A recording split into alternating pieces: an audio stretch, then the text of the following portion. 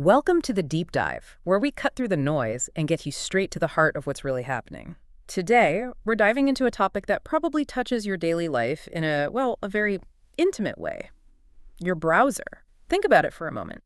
Is it just a window to the internet for you, or has it actually morphed into something much more?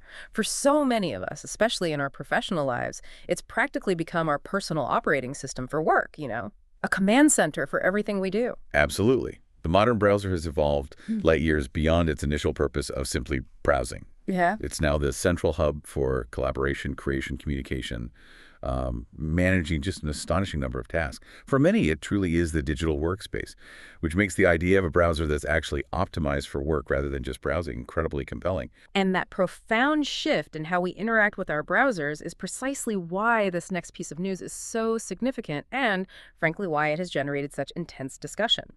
We're talking about Atlassian, the enterprise software giant you probably know from essential tools like Jira and Confluence, making a massive, pretty unexpected move.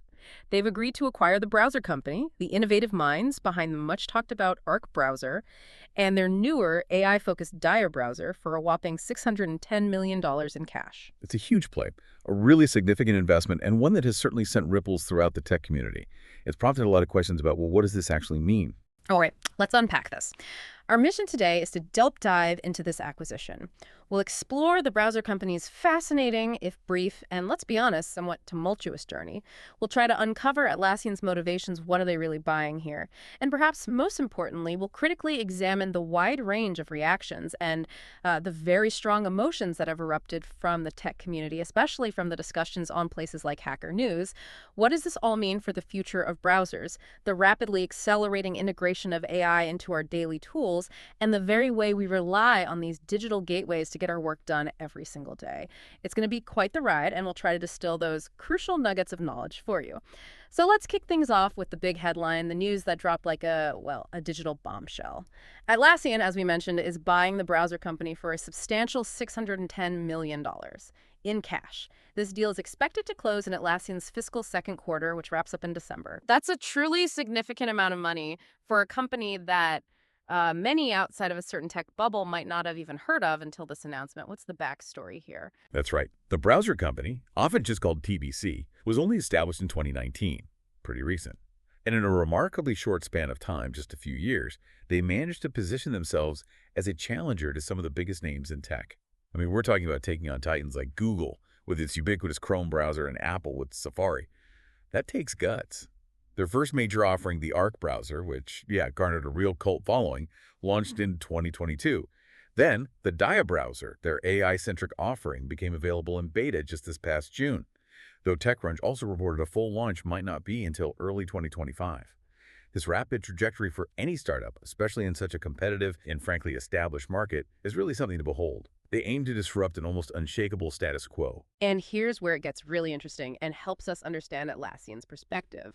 Atlassian's co-founder and CEO, Mike Cannon-Brookes, provided a key insight into why they decided to make this acquisition. He put it quite succinctly and I think powerfully. He said, whatever it is that you're actually doing in your browser is not particularly well served by a browser that was built in the name to browse. It's not built to work. It's not built to act. It's not built to do. That's a profound statement, isn't it? It fundamentally challenges the very premise of our existing browsers. He's suggesting that our current tools are fundamentally misaligned with how most of us use them for serious, productivity-driven work. It's a really compelling critique of the current browser landscape. Think about it. Our browsers were designed way back when the main thing we did was passive consumption, just, browsing. Now, we're constantly switching between dozens of SaaS apps, collaborating in real-time docs, managing projects in Jira or Asana, chatting on Slack, Zoom, Teams, all inside the browser. And Cannon-Brookes wasn't just talking theory. He shared his own experience, saying Arc actually helped him manage his work, particularly with its clever way of organizing tabs and automatically archiving old ones. Now, that isn't just a nice-to-have feature. It points directly to Atlassian's core focus: enhancing enterprise productivity, streamlining the work experience within the browser, moving beyond simple navigation to actually doing stuff. That personal anecdote, coming from a CEO whose company builds tools for literally millions of workers, that's really compelling. It shows a problem he personally feels and, wants to solve. But the bigger vision he laid out is even more ambitious. He talked about combining Arc's SaaS application experience and power user features with Daya's AI and elegance and speed and sort of svelte nature, and then infusing all of that with Atlassian's deep enterprise know-how.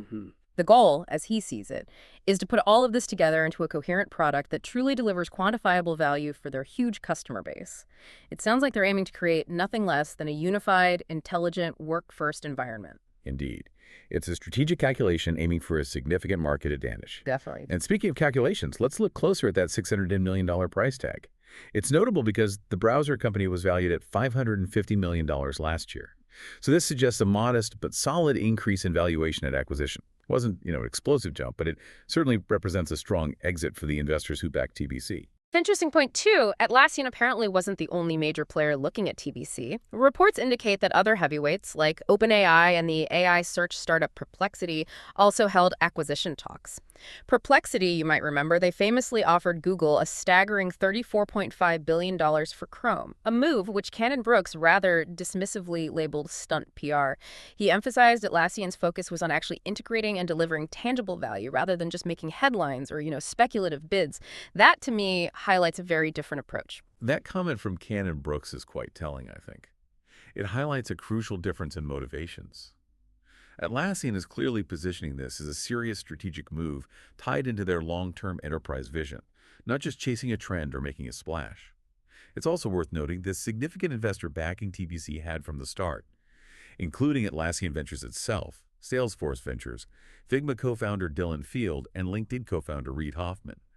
That caliber of investors indicates a significant belief in the company's potential, even if direct revenue wasn't immediately apparent. That kind of investor list, it really speaks volumes about the perceived innovation and talent within TBC. Okay, let's shift gears a bit. Let's talk about the immediate public reaction, particularly from the, often vocal tech community on Hacker News. The sentiment there was swift and often quite strong. Many expressed outright surprise at Atlassian being the buyer. Comments like, and I'm quoting here, "Atlassian is such a strange buyer and I don't see the philosophical match here," were incredibly common. People couldn't quite reconcile Atlassian's deep enterprise focus with TBC's more consumer-leaning, innovative browser that had built such a passionate following. It just didn't seem to click for a lot of them. Yeah, beyond the surprise, there was considerable skepticism about the valuation itself. A lot of it. For a company described by some as having never made revenue, and by others as basically a chromium skin with generic AI bolted on, $610 million seemed overpriced to many commentators. The immediate question that kept popping up, I saw it again and again, was Atlassian the highest bidder, or was Atlassian the only bidder? Oh. This reflects real doubts about both the strategic fit and the true market value of the browser company in the broader tech landscape. The prevailing sentiment, I'd say, was that it felt less like a brilliant strategic move and more like a desperate grab in what many perceive to be an AI bubble. Investing heavily just because a product has AI in its description. Right, the whole AI Kool-Aid argument. Exactly. That phrase came up a lot. Investing in AI tech without really scrutinizing its actual utility or value, just because it's the hot trend. So let's talk about Arc then, the browser that truly captured the imagination of so many people and built this incredibly loyal following. At its core, the strategic insight behind Arc was elegant in its simplicity, or at least that's what many commenters believed. Your browser, yes, the operating system. This wasn't a completely new idea, though, was it? It feels like we've heard variations on this theme before. You're absolutely right. The concept isn't new at all, not by a long shot. This thesis has a long and interesting history, going all the way back to Mark Andreessen, who famously articulated it in 1994. He essentially suggested the browser's potential to evolve into the central platform for computing itself, a pretty radical idea back then. And this idea inspired visions like Sun Microsystems, the network is the computer, and later influenced projects like Palm's WebOS and, of course, Google's Chromebooks, which are basically browser-first operating systems. Arc, in many ways, felt like a modern and ambitious attempt to truly realize that foundational vision, especially tailored for the demanding multi-application environment of modern work. It aimed to be the OS within your OS, if that makes sense. And Arc genuinely tried to make the browser a more powerful, intuitive work environment. I remember personally struggling with managing multiple client accounts, separate personal and work tabs, or just a general cluttered mess without resorting to a maze of browser profiles or extensions. Did Arc offer a truly revolutionary approach to that specific pain point? What stood out in its user experience? Oh, absolutely. That's precisely where ARC's innovations truly shone. The core of its acclaim came from its deep focus on compartmentalization and organization. It was really smart about it. Features like spaces and pins were far more intuitive and powerful than traditional bookmarks. Instead of just saving a link, you could create dedicated spaces like Work, Personal, Project X, each with its own set of open tabs, pinned sites, even a distinct visual theme. This was a game changer for managing different contexts. For instance, you could have multiple AWS logins or different client accounts seamlessly active in separate spaces without needing clunky extensions or constantly logging in and out. That sounds amazing. It felt like finally having a proper digital desk for each project or aspect of your life. That's a fantastic analogy, a proper digital desk. So it wasn't just about moving tabs around, but fundamentally rethinking how we compartmentalize our entire digital workflow. Was this digital desk approach also reflected in its visual design, or was it purely functional? I recall people raving about its unique UI elements. It was definitely both functional and aesthetic. The visual design was a huge part of its appeal, no doubt. Take the vertical tabs, for example, tabs appearing on the side rather than across the top.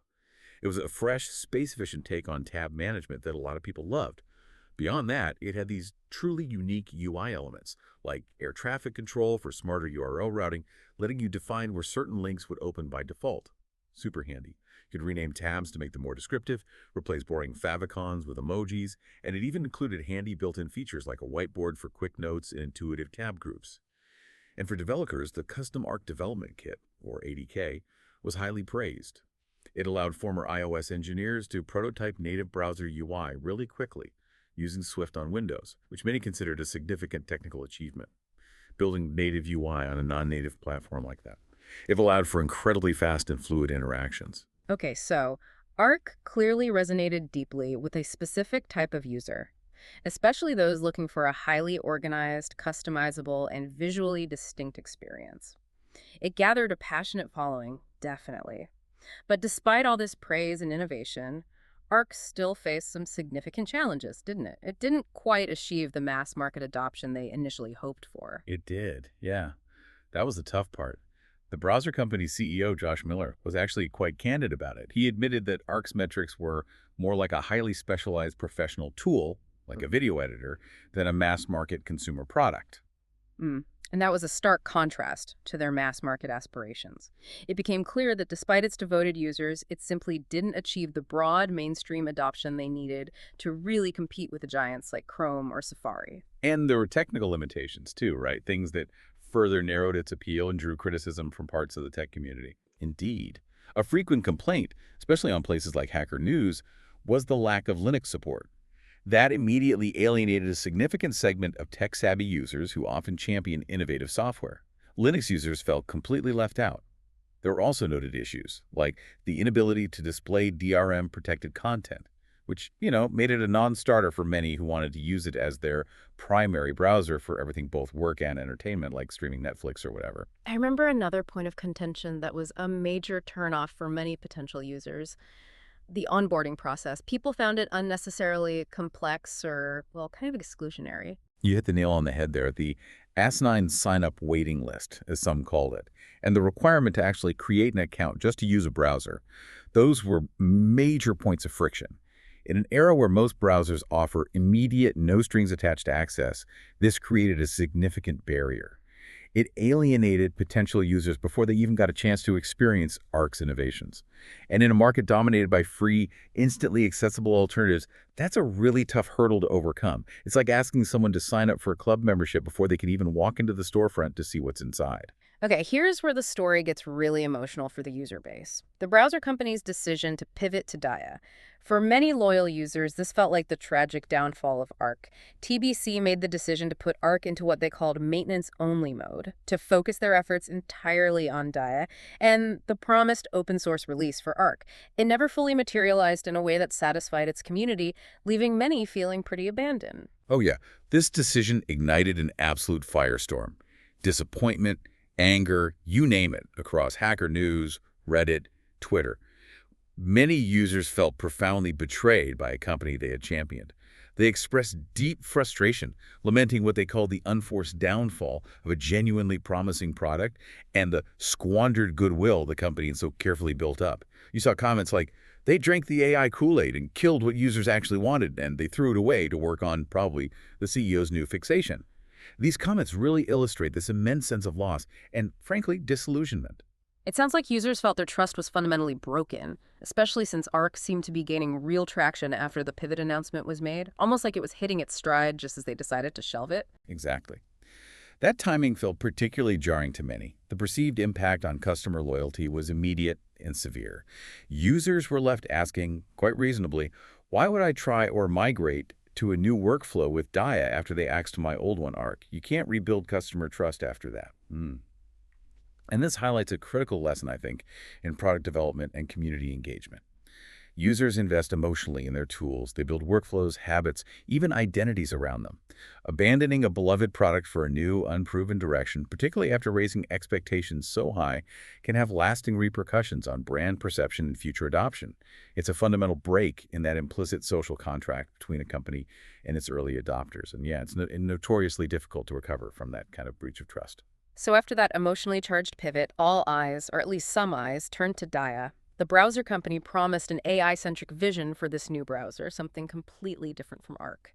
What exactly were these promised capabilities that were supposed to win over users and capture the market this time? Well, Dia was pitched as much more than just a browser with an AI button tacked on.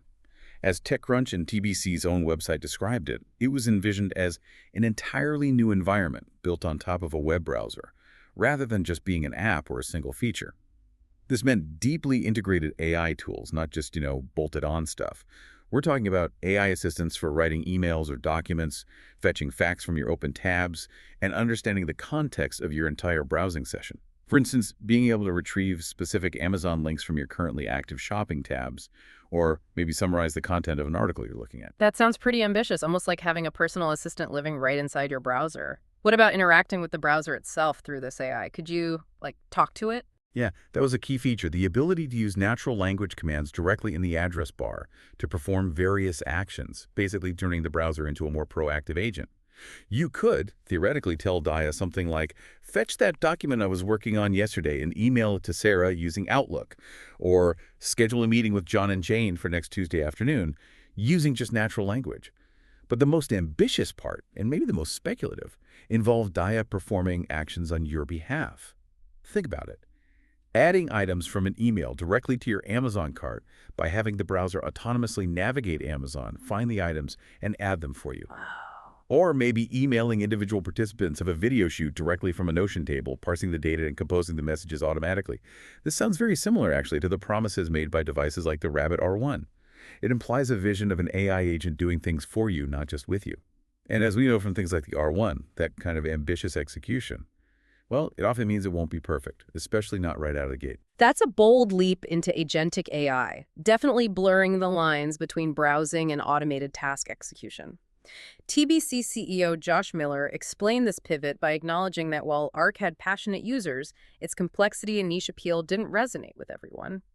Dia, with its promise of seamless AI features and a simpler approach, was aimed at achieving broader appeal and, crucially, finding a way to actually generate revenue. That was the stated goal, yeah. Reach a wider audience, find a viable business model.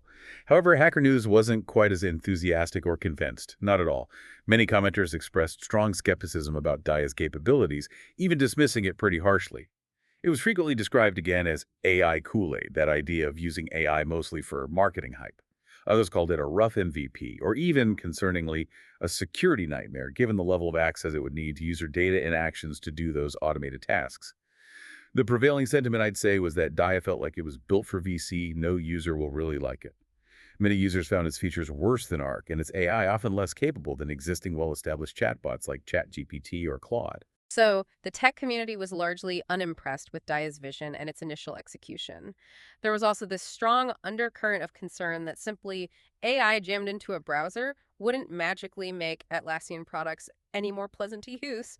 Which brings us back to Atlassian's strategic calculus here. Why would an enterprise giant make this move?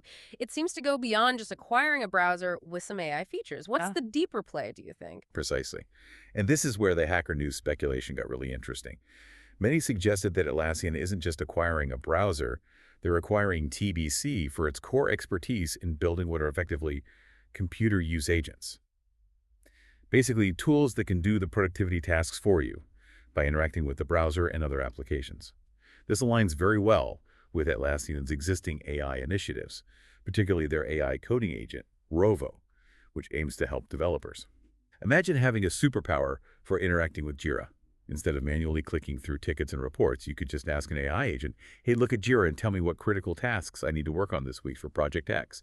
And the agent handles the navigation, gets the info, and summarizes it for you. That could be huge. Yeah, it could fundamentally change how millions of users interact with Atlassian products, making them potentially much more efficient. That makes a lot of sense for an enterprise focused on streamlining productivity and automation. So it's not just a browser, but potentially a sophisticated interface for these AI agents.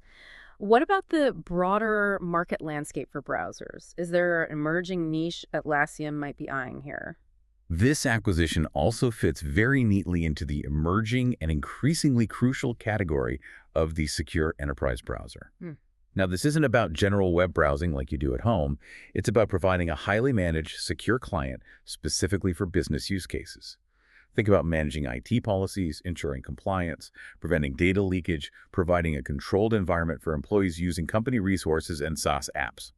While Chrome Enterprise already exists in this space, Atlassian could be looking to offer something far more integrated into their own ecosystem, something designed specifically to enhance workflows within their vast customer base, creating a seamless, secure, and smart work environment tailored specifically for enterprise needs. So it's about deeper integration and maybe even creating some level of vendor lock-in within their ecosystem.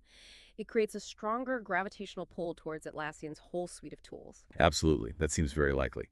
The acquisition could provide a new foothold for Atlassian to integrate their products more deeply into a user's daily workflow, creating what some describe as lock-in for consumers, though maybe enterprise users is more accurate here, making their tools even more central to what they envision as a user's work operating system. And then there's the acquihire angle, which always comes up. Some observers believe the real prize here might primarily be TBC's exceptional talent and their intellectual property. That ARC development kit, ADK, we mentioned, and the team's demonstrated ability to build innovative, native-feeling browser UIs, even if it's technically just a Chromium fork that's highly valued. This talent could be leveraged across Atlassian's broader product portfolio, perhaps bringing a much-needed UX refresh or new development capabilities to things like Jira or Confluence. Some estimates I saw even put the value of the team at around $6 per head, which indicates the premium placed on their skills. That's a significant investment in talent and innovative capability, for sure. However, there's this prevailing sentiment on Hacker News and elsewhere, frankly, that Atlassian has a mixed, if not outright problematic track record with acquisitions.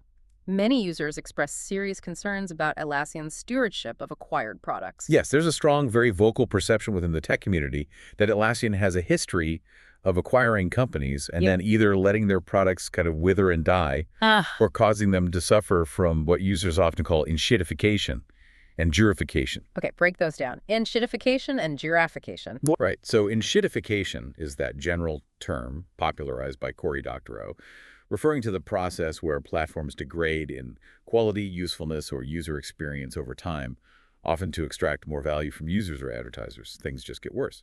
Girification, on the other hand, is more specific. It refers to the tendency of products, especially after being acquired by Atlassian, to become overly complex, clunky, or burdened with excessive features and interfaces, mirroring some of the common critiques people level at Atlassian's own flagship product, Jira. Those are pretty harsh assessments. What examples do users typically cite to fuel these fears about Atlassian acquisitions? Well, they frequently bring up examples like Trello. Many users feel Trello was crippled or significantly degraded after its acquisition, losing a lot of its original simplicity and charm. And the ultimate demise of HipChat, an early enterprise chat tool, is another often mentioned cautionary tale. It just disappeared after they bought Slack competitor Stride, which also failed. These examples fuel a widespread fear that Arc and Dia, or at least their underlying technology, will just evaporate or be absorbed into a less user-friendly, more cumbersome Atlassian ecosystem. Users express concerns like nobody wants to use an Atlassian browser, and that whatever innovative spark TBC had would be stifled or repurposed to the point of being unrecognizable. And in a more pointed critique, privacy concerns were also widely raised. One user provocatively stated, "Someone just bought your browsing history." This reflects a deep-seated distrust that Atlassian will prioritize user experience and privacy over its enterprise goals and data collection strategies. It's a recurring theme when large companies acquire smaller, user-focused ones, isn't it? It really is. So this acquisition, particularly that $610 million price tag for a company that by many accounts had zero revenue, it really brings the whole economics of the tech world into sharp focus. This sparked a huge debate on Hacker News. Was this a sign of an AI bubble or maybe a stroke of brilliance from Atlassian? The arguments were passionate on both sides. Oh, the arguments for it being overpriced were numerous and loud. Many saw it as absolutely exorbitant for a niche browser with little adoption and no proven growth path.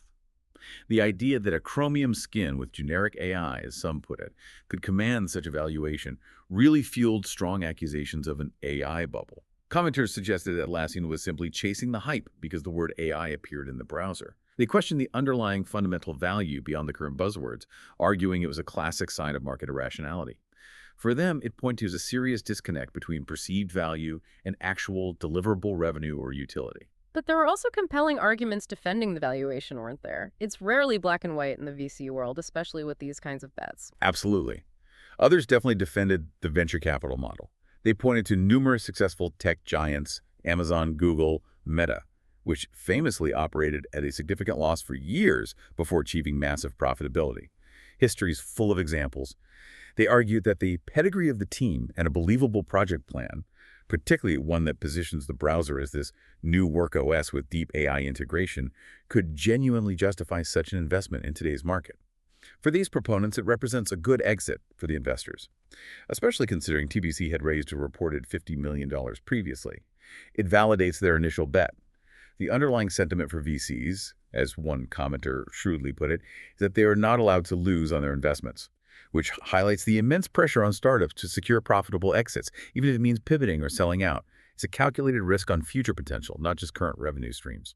This brings us to a fundamental challenge that TBC faced and really all browser developers face: the inherent difficulty in monetizing web browsers. Historically, how have browsers actually made money? It's not often through direct sales to users, is it? You're exactly right. Historically, browser revenue has largely come from indirect sources, primarily search engine deals. Think about Google paying Apple billions, literally billions of dollars annually to be the default search engine on Safari. Or Mozilla's significant funding, again, mostly from Google, for similar default search arrangements in Firefox. Revenue also often ties into ad-related features, tracking, or maybe even bundling other software, but directly selling a browser for mass adoption, especially a consumer browser, that has always been an incredibly tough nut to crack, which makes a $610 million acquisition of the zero-revenue browser company all the more intriguing and, for many, perplexing. It forces you to look deeper at what Atlassian truly believes it's buying beyond the immediate product itself. And users themselves in these discussions expressed frustration with these common monetization models, particularly the whole idea of free software that often comes with hidden costs or privacy implications. Yes, there was a clear, strong sentiment against free products that end up resorting to selling user data or pursuing growth at all costs, often at the expense of user privacy and the overall experience.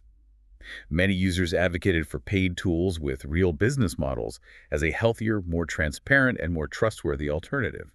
They prefer a clear value exchange. Pay for a good product. It's ironic, then, that Dia Pro was later offered for $20 a month. This suggests that TBC did explore subscription models, but perhaps it was too late, or not effectively marketed enough to sustain ARC independently, especially when you compare it to the massive scale and resources of competitors like Google or Apple. Beyond the immediate financial concerns, this whole acquisition seems to touch on broader industry trends and maybe a growing sense of user distrust in the tech ecosystem. It feels like a microcosm of bigger issues playing out. Indeed. The discussion definitely highlighted the intense OS market concentration. It's incredibly difficult, almost impossible, to create a successful new general-purpose operating system today because of the massive hurdles with application and hardware compatibility. This situation puts ever more pressure on browsers to function as these de facto operating systems, leading to more ambitious, all-encompassing browser designs like Arc and Dia tried to be. Users often feel forced into what feels like a binary choice between dominant platforms, usually Windows macOS or iOS Android. And there's this palpable sense of disillusionment among users, isn't there, about the overall direction of the tech industry, a feeling that things are maybe getting worse, not better, for the actual end user. Absolutely. You see it constantly. Many commenters lament what they consistently call enshittification. That feeling that the tech industry has fundamentally shifted its focus away from wanting to build a good product and towards primarily wanting to grow fast and then exit at any cost, often trampling the user experience in the process. This means users feel like they can't trust that anything will stick around, which naturally leads to a preference for open source tools where they feel they have more control, more transparency, and a greater likelihood of longevity, even if the original creators move on. This loss of trust is a significant and I think growing problem across the industry.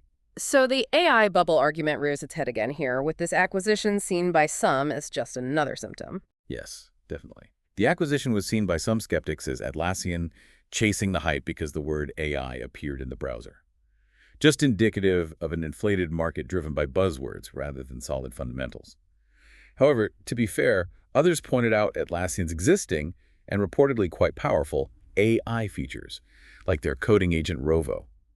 They suggested this might be a genuine strategic play to integrate AI much more deeply into their core enterprise offerings, rather than just market theatrics. It could be a calculated move to acquire specific talent and technology that accelerates an already established AI roadmap, making their existing tools smarter. And finally, a really thought-provoking concern emerged. Something about the very nature of an AI-first browser that aims to act on your behalf or filter information for you. It raises questions about the fundamental experience of using the web. This concern was quite profound, I thought. It taps into the essence of what the internet has offered for decades. As one commenter put it, you lose out on the exploratory nature of the web. How are you going to stumble upon a random nugget during a web search session that you never would have found otherwise? The worry is that if AI streamlines, summarizes, and filters everything too much, by optimizing purely for efficiency, it could inadvertently limit serendipitous discovery. Those unexpected journeys down a Wikipedia rabbit hole or finding some obscure blog post. That's been such a defining and enriching hallmark of the internet experience for so many of us. Is efficiency always the highest goal? That's a great question. So, given the strong emotional response, that sense of betrayal from ARC users, and the general distrust in the industry we've discussed, it's no surprise that many immediately started looking for alternatives.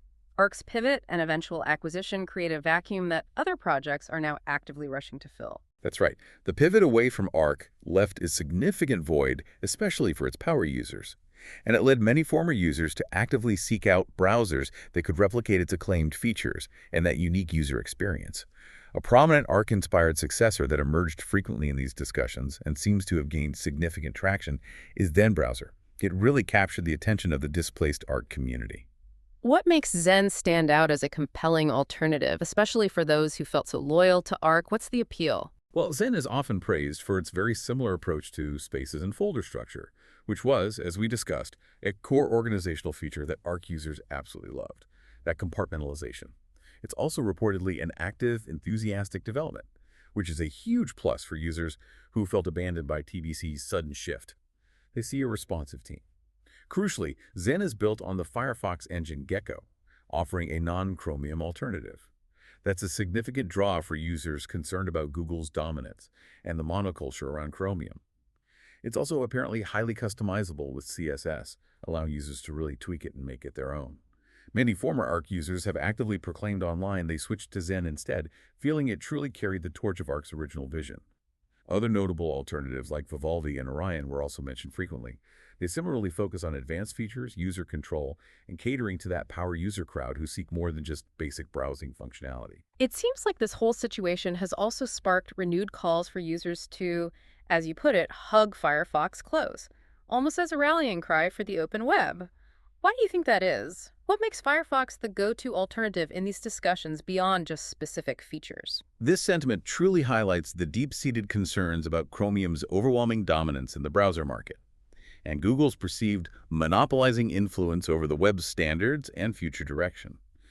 For many tech-savvy users, Firefox, with its independent Gecko engine, represents the right option, maybe the only viable option for maintaining diversity, choice, and a non-Google-centric web. It's seen as a crucial bulwark against a single company controlling the web's foundational technology and basically setting all the rules. It's about more than just choosing a browser. It's seen as a vote for the health of the open web itself. But Firefox has its own set of challenges, doesn't it? It hasn't exactly been a smooth ride for Mozilla either over the years. It absolutely does. Users readily acknowledge occasional website compatibility issues, often because web developers primarily test their sites on Chromium-based browsers first, sometimes overlooking or deprioritizing Gecko. That's a real problem. There have also been historical criticisms and ongoing ones about Mozilla's leadership, its occasional strategic missteps, and its significant reliance on Google for substantial funding, which, yes, some find a little ironic for a browser positioning itself as the independent alternative.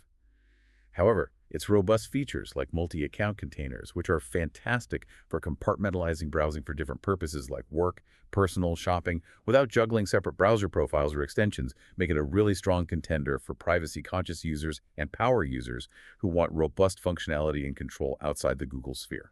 So looking ahead, Atlassian has a truly significant and complex task on its hands with this acquisition. What are the key challenges they face in making this acquisition a success, especially given the pretty strong user reactions we've seen? The integration challenges are immense, I think.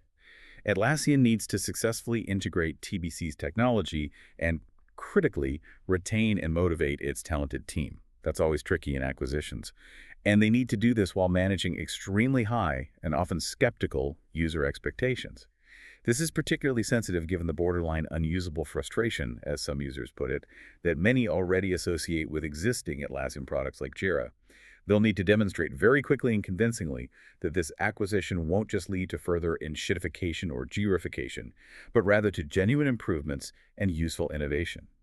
It's a really tightrope walk between leveraging the new tech and IP and not alienating their existing, sometimes already frustrated user base. And what about this enterprise browser vision that Atlassian seems to be leaning into?